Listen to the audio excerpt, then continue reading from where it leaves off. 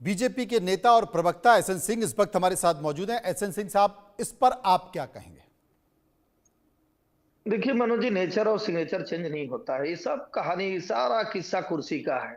जब लोगों को लगा कि भैया देश का बंटवारा करके कुर्सी मिल जाएगा, तो उससे भी बड़ा काम जो है बाबा साहब के संविधान को बदल के कुर्सी ले लेते हैं। और अभी प्रवक्ता कांग्रेस के तो मान ही रहे हैं, जायज तो ठहरा ही रहे थे कि हमने जो कहा वो सही कहा। और ऑन द रिकॉर्ड कल आपके चैनल पर दिखाया गया था, बहुत सारे चैनलों पर दिखाया गया था आदरणीय मनोज जी। इसमें वो कह रहे हैं कि अगर आवश्यकता पड़ी, वो कह रहे हैं, उसमें मनोज जी ने नहीं कहा, एसएन सिंह ने नहीं कहा, आदरणीय राष्ट्रीय अध्यक्ष जेपी नड्डा जी ने नहीं कहा। उन्होंने स्वयं कहा कि अगर आवश्यकता पड़ेगी तो हम संविधान को बदल देंगे, ये कांग्रेस बदल देगी। और ये आज बदलने का कार्य थोड़े ने की है, ये तो पहले से बदलने का कार्य किया। बाबा साहब जब संविधान बन रहा था तो बाबा साहब ने एक बहुत बड़ी कोट लिखी। उन्होंने कहा कि दो देशों का बंटवारा, जो भारत का बंटवारा हो, चूंकि पाकिस्तान तो 1947 तक था, जो बंटवारा हुआ है वो धर्म पे आधारित हुआ है। लिहाजा भारत में अब कोई भी इंस्टीट्यूशन, कोई भी ऐसी संवैधानिक संस्था धर्म पे आधारित नहीं होगी। न धर्म पे आधारित आरक्षण होगा, न धर्म पे आधारित कोई व्यवस्था होगी। ये बाबा साहब का कोट है। उसके बाद भी जो है धर्म पे आधारित व्यवस्था कैसे कैसे किया जाता है, मनमोहन सिंह का कोट आप सुने ही होंगे कि जी। देश के संसाधनों पे एक का अधिकार बता दिया जाता है। 1954 में वक्फ बोर्ड बना दिया जाता है, मुस्लिम पर्सनल लॉ बोर्ड बना दिया जाता है, सब बाबा साहब के संविधान में नहीं था। अलग से अल्पसंख्यक बोर्ड बना दिया जाता है, मदरसों को सरकारी पैसा दे दिया जाता है।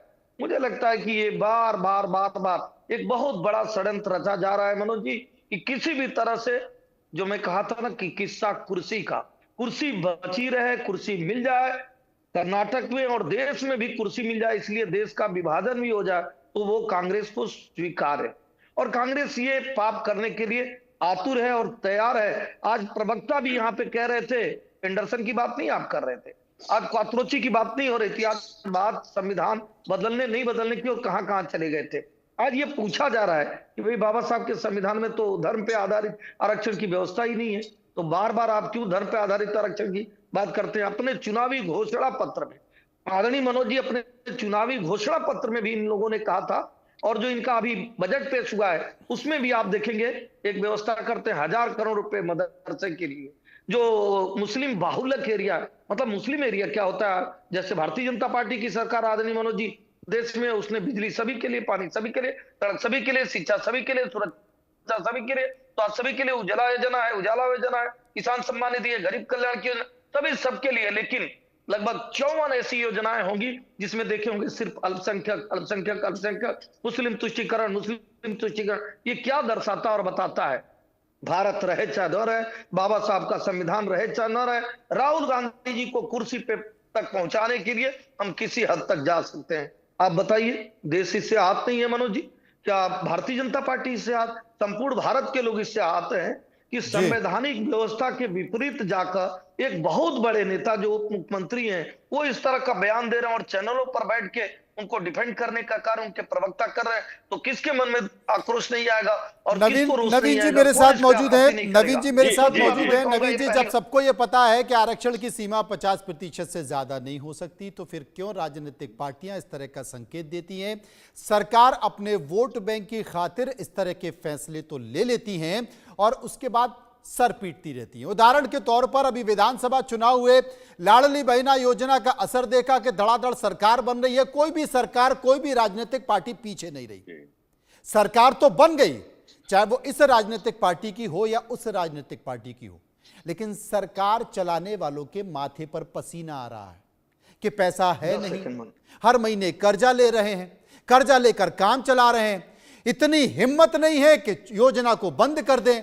अब अगली योजना आएगी तो जो पार्टी विपक्ष में बैठी है कि 2500 से खेल हो गया था या 1500 से खेल हो गया तो मैं 3000 दूंगा, क्योंकि उन्हें तो सरकार बनानी है। ठीक यही हाल आरक्षण का है। देश खोखला हो रहा है लेकिन राजनीति भरपूर चल रही है। बिल्कुल मनोज जी, नवीन नवीन जी के पास आ रहा हूं, नवीन जी से आपके पास आता हूं। इसको राजनीतिक परपेक्ट तरीके से आप एक चीज देखिए, आपको याद सरकार में ही एक परिवर्तन किया गया,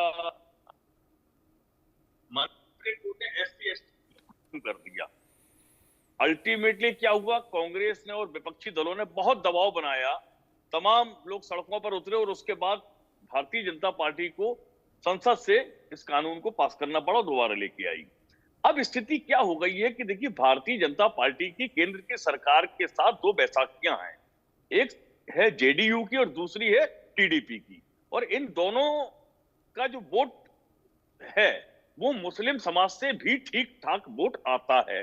ये एक राजनीतिक गुगली चली है कांग्रेस ने कर्नाटक से, जिसका असर दूरगामी बहुत पड़ने वाला है, क्योंकि अभी हालिया बिहार में नवंबर में चुनाव होना है, तो ये असर आएगा, ये मैं बता रहा हूं आपको। ये प्योरली एक गुगली है। देखिए, सबको पता है कि ये कहीं एप्लीकेबल होने वाला है। दूसरी बात आती है कि साहब संविधान बदल देंगे, संविधान बदले नहीं जाते हैं ना, संविधान कभी बदल सकता है ना कभी बदला गया है। हाँ, संशोधन आप कर सकते हैं, लेकिन वो तब होगा जब आपकी सरकार होगी केंद्र में, आप बहुमत में होंगे। अभी तो आप है नहीं है, लिहाजा विपक्ष में कुछ भी डुगडुगी बजाइए। लेकिन प्रश्न ये है कि अब जैसे आप तक इन्होंने कर दिया, उसके बाद कमिटेड है ये वहां के लिए अपना ऐसी बात प्रताप राज्य टीडीपी का है आंध्र प्रदेश, और इधर बिहार में इलेक्शन होना, तो नीतीश कुमार भी तो उनके भी तो लोग हैं, वो भी तो कहेंगे, वो भी अपने आप को एक सेकुलर दल होने का दावा करते हैं, वो कहेंगे कि नहीं साहब ये आरक्षण हम भी करेंगे। आप सही कह रहे हैं कि एक राजनीतिक गुगली फेंकने की कोशिश की गई है। उस राजनीतिक गुगली का असर क्या होगा, खासकर तब आपने ठीक कहा कि बिहार में सरकार है, बिहार में महागठबंधन की सरकार है, बिहार में गठबंधन की सरकार है, बीजेपी और नीतीश कुमार की सरकार है। नीतीश कुमार मुस्लिम वोटों को साथ लेकर चलते हैं और बीजेपी उसकी परवाह नहीं करती है, तो क्या वहां पर कांग्रेस फंसाने का काम कर रही है? डॉक्टर स्वाति जिंदल मेरे साथ मौजूद हैं। स्वाति साहब, एक बात की जा रही है कि भाई ओबीसी का आरक्षण वहां दिया जाता है और पहले से यह व्यवस्था कर्नाटक में है, उसी व्यवस्था के तहत ओबीसी में चूंकि मुस्लिम भी आते हैं तो यह व्यवस्था करने की कोशिश की गई, देने की कोशिश की गई, इसमें गलत क्या है? देखिए, इसमें ना मनोज जी एक आड़ ली गई। हमारा अनुच्छेद 15 साफ तौर पे कहता है कि कोई भी रिजर्वेशन अगर आपको करनी है तो आप वो किसी रिलीजन के नाम पर नहीं करेंगे। किसी पिछड़े वर्ग को आगे लाने के लिए, मेन स्ट्रीम में लाने के लिए अगर आप कोई रिजर्वेशन करते हैं, वो उस प्रोविजन के लिए रिजर्वेशन बना है। इसलिए नहीं कि भारत एक सेक्युलर कंट्री है, ये हम सभी जानते हैं। अगर आप रिलीजन बेस मानकर रिजर्वेशंस बांटने लग जाएंगे तो फिर सेक्युलरिटी कहाँ रही हमारी? कहीं ना कहीं इस तरह की बयानबाजी शायद इसलिए भी होती है कि आप जो कुछ रिलीजन्स हैं उनको आप लुभाना चाहते हैं।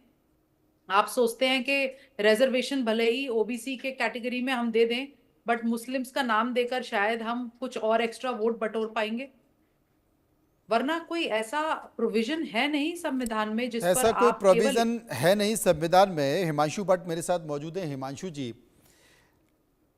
देश में जो राजनीति चल रही है वो 70 बनाम 30 की राजनीति चल रही है और बीजेपी उसमें हर संभव जो प्रयास हो सकता है वो प्रयास भी कर रही है। वो ये मानती है कि भाई हमको मुस्लिम वोट तो मिलने नहीं है, वो दिखाने की कोशिश करती है कि हमने उज्ज्वला योजना सबको दी, ट्रिपल तलाक हुआ, लेकिन ये हकीकत है कि मुस्लिम थोड़ा सा रिजर्वेशन है, उनके अंदर रिजर्वेशन है, वो बीजेपी को वोट नहीं करते। ये कटु सत्य है, कोई कुछ भी ज्ञान देता रहे उससे कोई मतलब नहीं।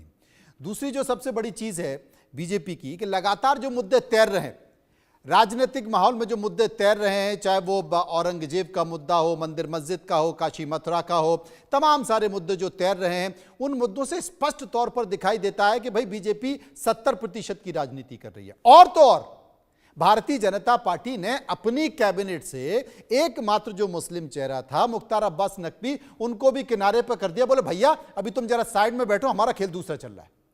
ठीक है, अब सबसे बड़ी परेशानी है कांग्रेस करे तो क्या करे। वो राजनीति कर रही है सांप्रदायिक सद्भाव की। अब उस राजनीति में उसकी पार्टी की तरफ से, उसके तमाम नेताओं की तरफ से ऐसे बयान आ जाते हैं जो उसे फंसा देते हैं। और राहुल गांधी कहते हैं कि साहब हमारी पार्टी में कई ऐसे नेता बैठे हैं जो उधर की तरफ से बयान देते हैं, ऐसे लोगों को चिन्हित करना जरूरी। तो ये बयान भी कुछ ऐसा ही बयान है। भले ही शुभ्रांशु जी कुछ भी बात कर रहे हो, लेकिन मैं एक बार फिर अपने दर्शकों को बता दूं कि आखिर डीके शिव कुमार ने क्या कहा था। उनसे जब मुस्लिम आरक्षण को लेकर सवाल पूछा गया 4% का, तो उन्होंने कहा देखते हैं, इंतजार करते हैं कोर्ट से जो भी फैसला आएगा।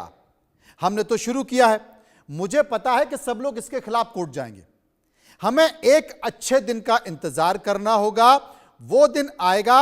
बहुत सारे बदलाव हैं, संविधान बदल रहा है और ऐसे फैसले हैं जो संविधान को बदल देते हैं। हिमांशु जी। देखिए भैया, ये बहुत सीधी सादी बात है। आपने जो बात की ना 70 बनाम 30 की राजनीति, ये 70 बनाम 30 की राजनीति 1947 से चल रही है।